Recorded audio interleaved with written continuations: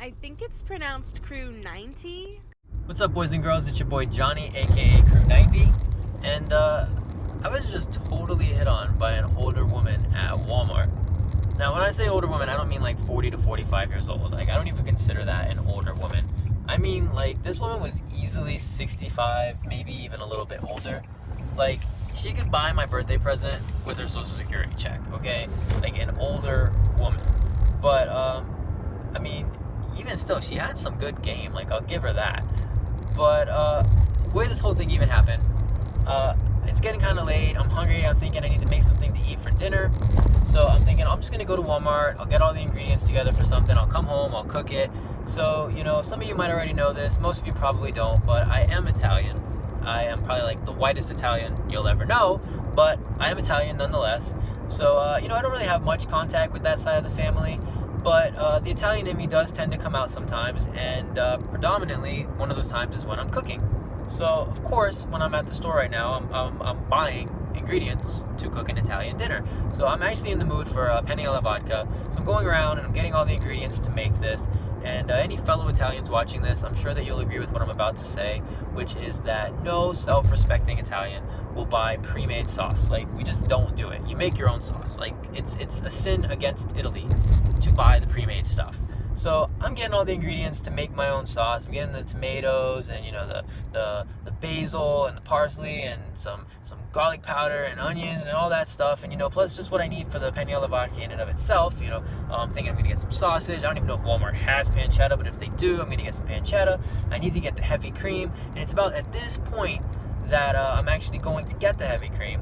And normally I push the shopping cart when I'm shopping, but for whatever reason at this point in time, I was kind of like pulling the cart beside me, and I was like walking like up beside the front of the cart. And it's a damn good thing, because it's pretty much the only thing that probably saved this woman's life, because I'm pulling the cart and I turn the corner and I'm not really looking where I'm going, because I'm kind of looking in the cart to see what ingredients I have already and what I still need to get. And I turn the corner and bam, I run right smack into this lady. Like, literally, I just barrel into her. And immediately, you know, I go to reach her and like try to grab her, and like she's trying to grab onto me, and like she's trying not to fall. I'm trying not to fall onto her. We're doing this weird little like tango in the produce aisle, and I'm immediately apologizing too, like, oh my gosh, I'm so sorry. And she's, oh, you're fine. We finally kind of like get our bearings and get our footing back. And at this point, we finally both like really look at each other, and she like looks at me,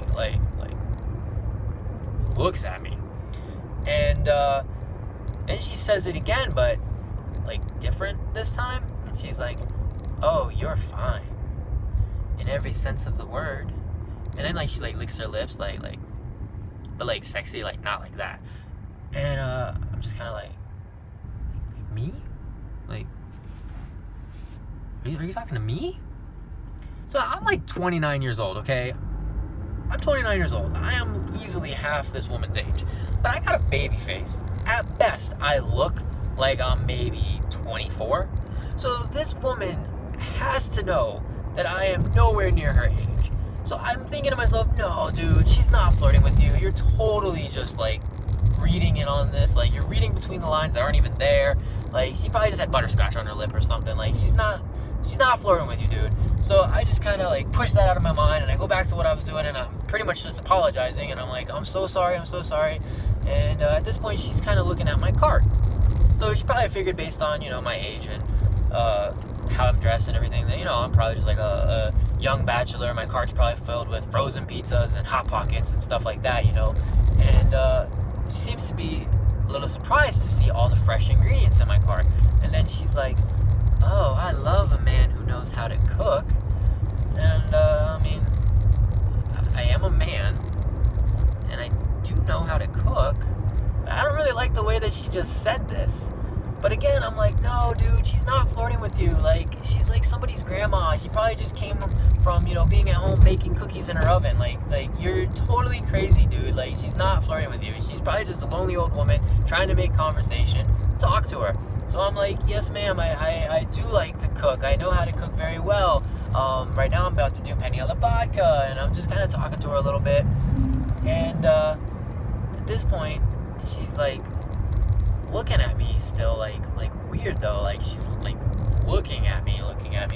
So I'm like, well, let's get a move on with this, you know. So I kind of start apologizing again, and I'm like, you know, oh well, you know, again, I'm really sorry. I hope I didn't shake you up too badly.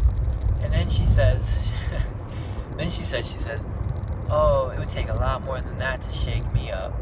Listen, honey, this old gal can take quite the pounding.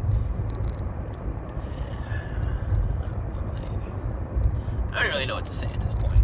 So I'm just kind of like standing there, not really saying anything, just kind of watching her. Oh, and she did this little wink thing too. She was like, but again, like not like that. Like it was like sexy wink. But so she's like, this old gal can take quite the pounding or something like that.